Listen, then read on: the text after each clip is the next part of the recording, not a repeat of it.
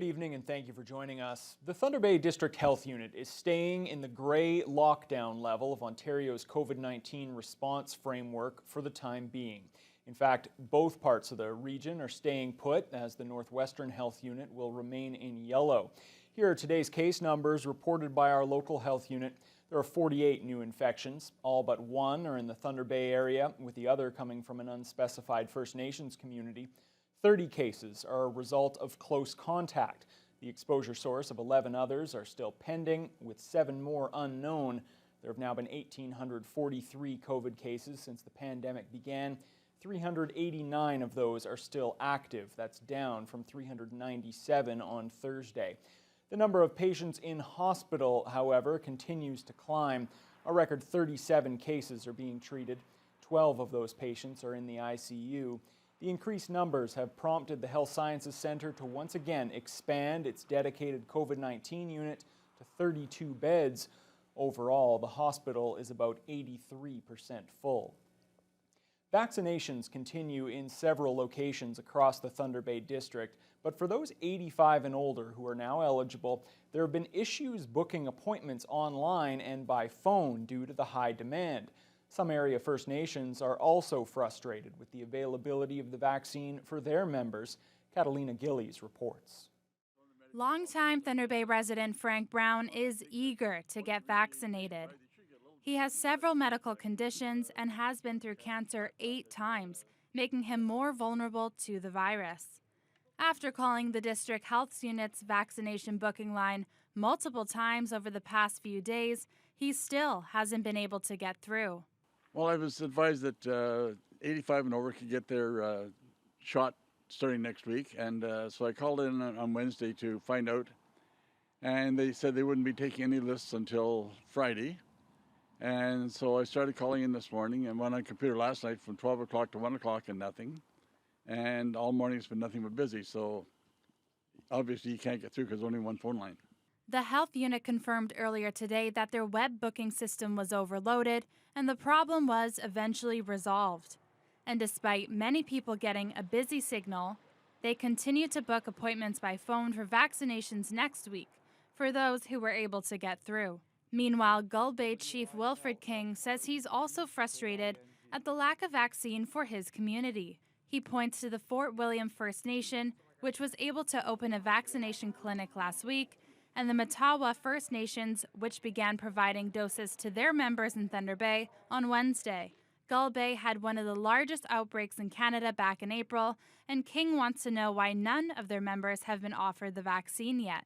We've been told numerous times that we have to contact the Thunder Bay District Health Unit, and she has not returned any phone calls or emails to our staff in Gull Bay. So it's very hard to organize this when the Thunder Bay Health Unit hasn't contacted Gull Bay. Health officials say they are limited by vaccine supply and are only booking week to week. And as the supply of doses increase, additional appointments will be opening up at the clinic for seniors at the CLE Coliseum. Catalina Gillies, TBT News. Well, meanwhile, Ontario is accelerating its vaccine distribution across the province. The province now aims to vaccinate every Ontario adult who wants a shot by the first day of summer. Colin DeMello has more. The wait for the COVID-19 vaccine in Ontario just got shorter as the province plans to immunize 9 million people between April and July. With a focus on vaccinating those who face the greatest risk from this virus. All right, you'll feel a little poke. Yeah. The province will have a dual dose campaign beginning in April with high-risk congregate settings such as homeless shelters, mental health and addiction settings, and correctional facilities. People with high-risk chronic conditions and their caregivers will also be prioritized, including transplant patients, those with compromised immune systems, and cancer patients.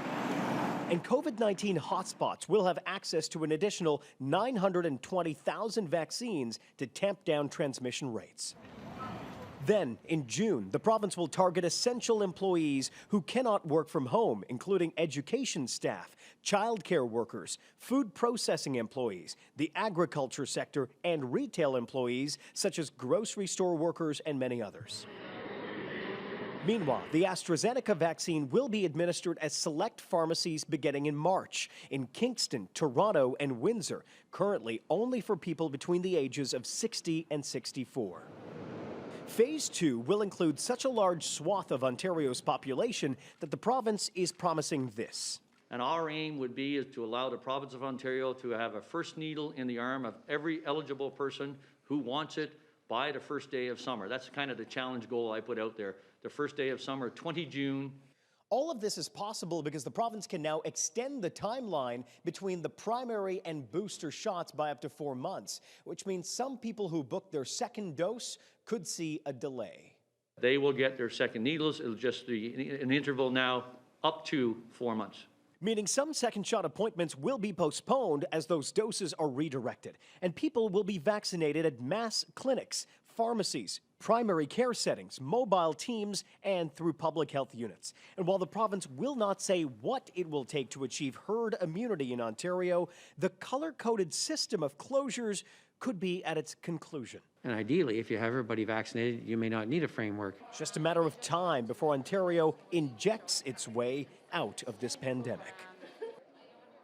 Well, Health Canada approved the Johnson & Johnson vaccine today, and Federal Health Minister Patty Hajdu calls that approval the big lift in vaccination procurement that her government has been working toward. And the Thunder Bay Superior North MP also says she's been lobbying the provincial health minister for a steady supply of vaccine for this region. Corey Nordstrom has that story. The approval of the versatile Johnson & Johnson COVID-19 vaccine in Canada is great news, according to the country's health minister, Patty Hajdu. This is even more flexible because it's a one-shot vaccine. Now, we don't expect to receive delivery of J&J until next quarter, but getting the approval out of the way is a very positive step. The country now has 4 approved brands of COVID-19 vaccine, and Hajdu is excited for how the newest ones will be able to change the way doses are administered. In terms of AstraZeneca, it gives that flexibility for really rapid movement of a vaccine that's more stable, doesn't require the same level of care and refrigeration. It means that new partners, or I suppose old partners, can be drawn into delivery. Things like you can see doctors' offices and pharmacies and other kinds of immunizers that have always been part of immunization but haven't been able to fully participate with the previous 2. And the Thunder Bay Superior North MP says that with more vaccines soon available nationwide, the request for more doses here in the Thunder Bay area are being brought to her provincial counterpart in the Ministry of Health. I speak to Minister Elliott all the time about Thunder Bay and the situation of Thunder Bay. Most recently, I just talked to her, I would say last week, late last week, just getting her sense of what kinds of supports can be in place for Thunder Bay, talking about the concerns around hospitalization. Corey Nordstrom, TBT News. Officials with the Northwestern Health Unit announced 3 more cases of COVID-19 today after seeing 12 new infections yesterday. And they're also announcing plans on rollout of the next phase of vaccinations. Today's cases are all in separate parts of that district, with 1 each in the Sioux Lookout, Kenora, and Dryden Red Lake areas. There are currently 44 active cases in the NWHU's catchment area.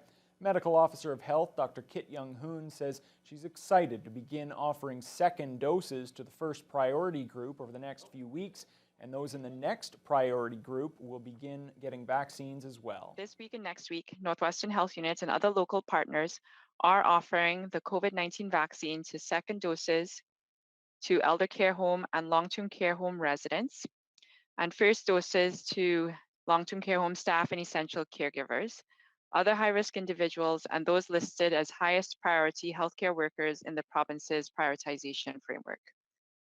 In early April, residents over 80 years of age will be able to get their first dose of the vaccine. Young-Hoon says the health unit will spend the next week finalizing max vaccination locations across the district. Mayor Bill Morrow is asking the Ford government to make changes in the way COVID-19 outbreaks at Thunder Bay's correctional facilities are handled moving forward. In a letter to the Solicitor General today, Morrow asked for an update on policy changes to correctional facility discharges. The city's previous request for more frontline staff and funding for isolation centers came after outbreaks at the jail and correctional center led to the spread of the virus in the community.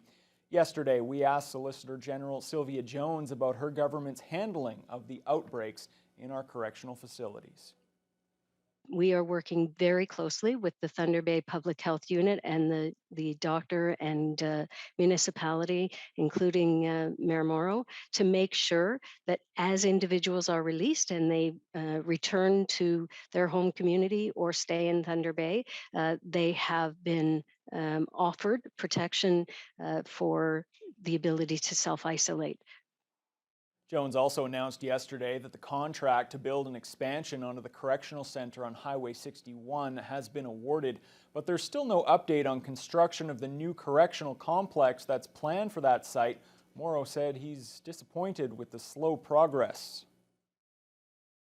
I don't know what this expansion on the existing site actually means in terms of accommodating that population and that facility. I hope that this is not something that ends up being the solution, because I'm not very clear on the details as to exactly what that is going to do. The City of Thunder Bay is applying for up to $250,000 in federal funding to speed up plans to improve Dease Park. City Council recently gave the green light to apply for funding through the Canada Healthy Communities Initiative. The improvement plan includes a paved boarded surface complete with lighting that can be used for hockey in the winter as well as basketball and other activities in the summertime. The plan also includes a larger playground and more green space. Community Services General Manager Kelly Robertson says she'd like to start the project this year. One of the criteria for this program is the work has to be completed by June 2022. And, we want to do the construction this year so that we can meet that timetable. And we've done a very extensive public engagement on this project, which is one of the evaluation criteria for this program. And I'm really hopeful that we'll get what we're asking for to really advance this really, really, really good project. The city already has $253,000 set aside for the work this year. The plan does not include improvements for the former Dease Pool site. A new plan for that site is still being developed after the community reacted negatively to a previous idea for tennis and pickleball courts there.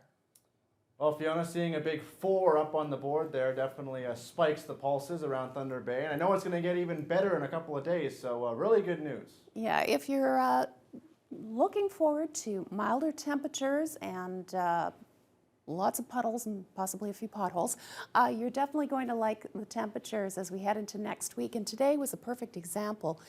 Overnight low, just a degree or two below normal for this time of year, -15, although with the wind chill felt like -20, but we warmed up above the freezing mark to a high of 4. For most of the day, the winds were from the north, about 7 to 15 kilometers per hour, but for about an hour this afternoon, it kicked right up to 39 kilometers per hour. If we take a look at what's going on to the west, similar temperatures and equal amount of sunshine. 4 at this hour in Atikokan and Fort Frances, 5 in Kenora. Little bit cooler as you head further north, but Red Lake under mostly cloudy skies at this moment is currently at 3, 2 in Sioux Lookout, so to the west, all above the freezing mark. Then temperatures get a bit of a hit. It's definitely much cooler to the northeast of Thunder Bay. So Armstrong at -3, -5 in Greenstone. And unfortunately, despite the sunshine, wind chill is hovering around -10 at this time. Marathon -3 and Sault Ste. Marie looks like it's a little bit warmer at -2 with lots of sun there as well. But winds are gusting from the northwest over 50 kilometers per hour. So unfortunately, the wind chill in this portion of Lake Superior makes it feel like -11. So they're actually colder than Greenstone, if you can believe that.